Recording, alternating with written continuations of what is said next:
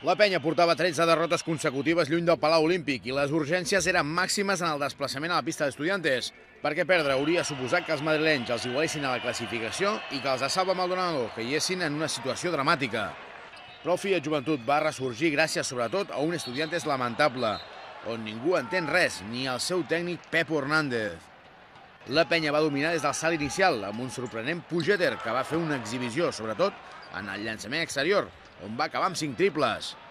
Tota la maquinària verd i negra va funcionar a la perfecció i, tot i no estar a un nivell sensacional, en va tenir prou per tombar un rival directe a qui va arribar a dominar de 17 punts.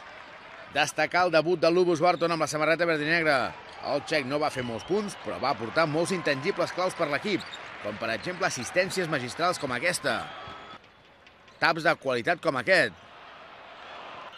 o un triple importantíssim com aquest altre, en moments clau. L'altra nota positiva va ser Latavius Williams, que es va divertir tot sol amb l'Estudiantes. El nord-americà va acabar amb dobles figures i amb esmaixades com aquestes. Tot va anar tan bé que fins i tot Jordi Trias, que no havia jugat els últims 4 partits, va disposar de minuts de joc i va tenir temps fins i tot de fer aquesta esmaixada. La nota més negativa, però, va ser el capità Pere Tomàs, que ha recaigut de la seva lesió al genoll i haurà de passar finalment pel quiròfan i es perdrà la resta de la temporada.